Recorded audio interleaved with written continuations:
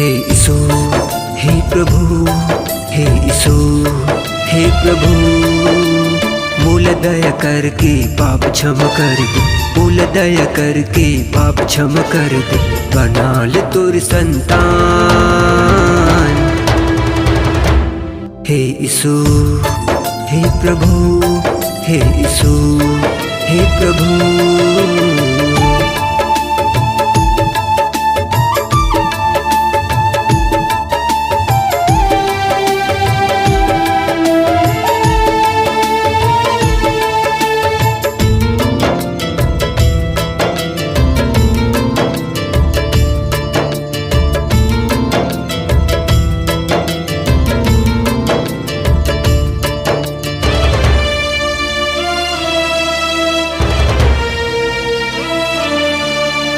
मोर खातिर प्रभु क्रूस उठाए, भाला कोड़ा के तैरग सहे।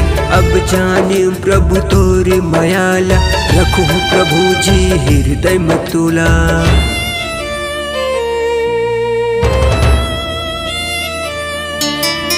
मोर खातिर प्रभु क्रूस उठाए, भाला कोड़ा के तैरग सहे। अब जाने प्रभु तोरे मयाला, रखो प्रभु जी हृदय में तुला। तोर लहू धोके मूल शुद्ध कर दे, तोर लहू धोके मूल शुद्ध कर दे, बना ले तोर संतान। हे यीशु, हे प्रभु, हे यीशु, हे प्रभु।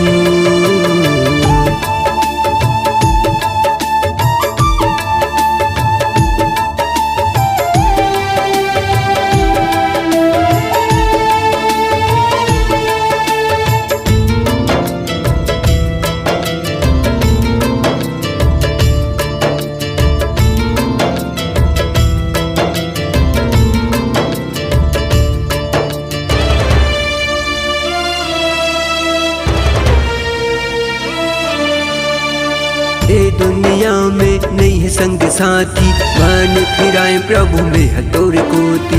आदि अनंत के आमर ज्योति, मर जाऊं प्रभु तेले भी मोरी सूधी।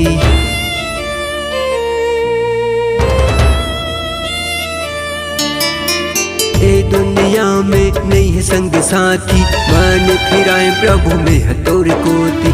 आदि अनंत के आमर ज्योति, मर जाऊं प्रभु तेले भी मोरी सूधी। स्वर्ग ले आके आत्मल भर दे, स्वर्ग ले आके आत्मल भर दे, बना ले तोर संतान। हे यीशु, हे प्रभु, हे यीशु, हे प्रभु।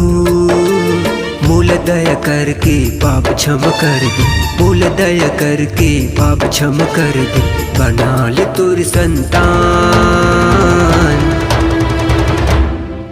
हे यीशु, हे प्रभु, हे यीशु, हे प्रभु, हे यीशु, हे प्रभु, हे यीशु, हे प्रभु।